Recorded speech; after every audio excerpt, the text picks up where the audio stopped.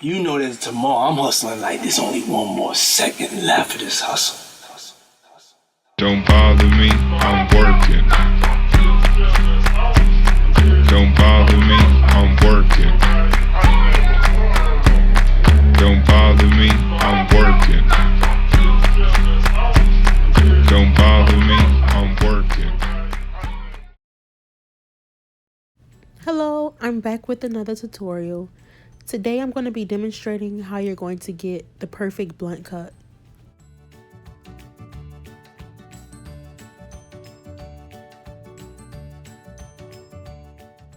Make sure you comb the hair completely out. Right now I'm just asking my client just to confirm how long she wants her blunt cut to be. The inches that were used to achieve this look was 12 inches. I like to start off with long hair versus just buying 10-inch hair. I like to use longer hair because it gives you enough room to work with. If you use 10-inch hair, you're going to have to go really short. And it's harder to go shorter with short hair. It's best to use a 12-inch in my opinion.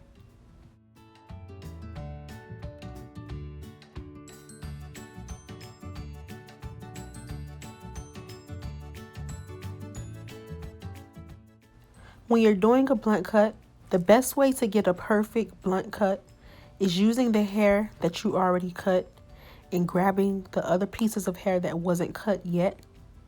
And the pieces that are already cut, you're going to use that as a guide to cut the rest of your hair.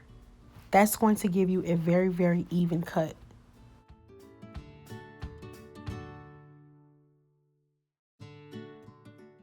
I call blunt cuts tricky cuts because it may look as if your customer's hair is even all the way across, but when you lean their head to the side or you lean their head down, you'll see that it's kind of uneven underneath.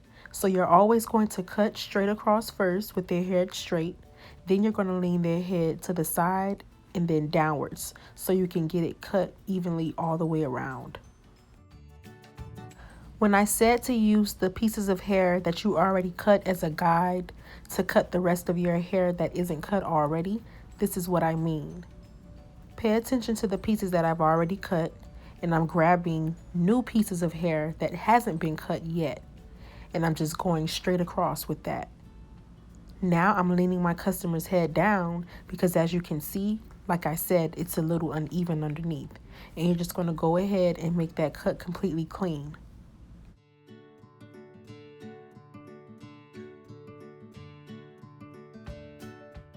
Underneath one of my other videos, someone asked what type of scissors was I using. And honestly, I paid no more than $20 for these scissors and I got them from Walmart. I think they're made by Conair. I really can't remember, but they do a great job to me. You don't always have to spend thousands of dollars on your products just to get the best results. As long as you're dedicated and as long as you take your time and you practice, and you're just doing it for the money or just because everyone else is doing it, it's not going to last long. Whatever you're doing, make sure you're dedicated to it.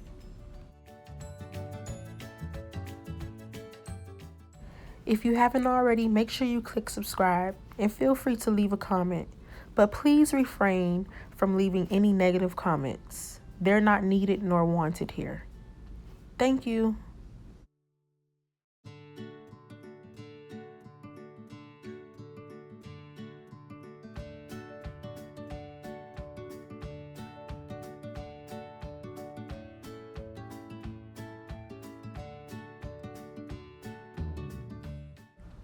Reminder, don't forget to lean your client's head down or to the side so you can get a clean, precise, and even cut.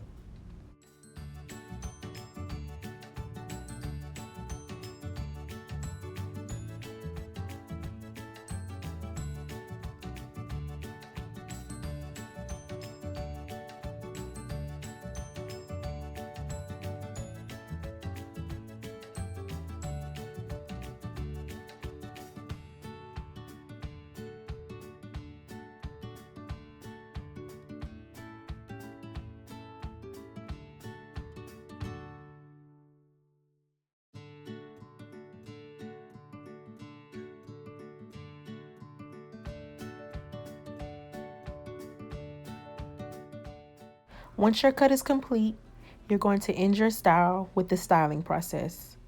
The product that I live by, that I recommend, that I love, and that I use for every install is BioSilk oil. If you don't have this already, I recommend you go and get it right now. Literally, right now. This gives me the best results with every style that I do. You can use it as a heat protectant, and you can also use it to add your finishing silky look. Then you're going to go ahead and section your hair off and start to flat iron your hair. One of my best friends as well is using this flat iron comb. I'm not sure what's the technical name for it, but you can buy one of these off Amazon and it shouldn't be any more than $10. The flat iron that I'm using right now, this one is made by Conair as well. I get it at Ulta, and you can only get this particular model from Ulta. It's about $44, and it does an amazing job.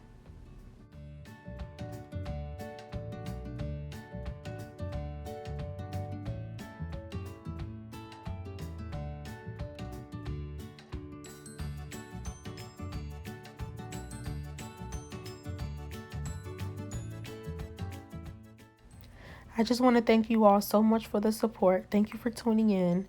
Don't forget to like, subscribe, and comment. And stay tuned for more videos.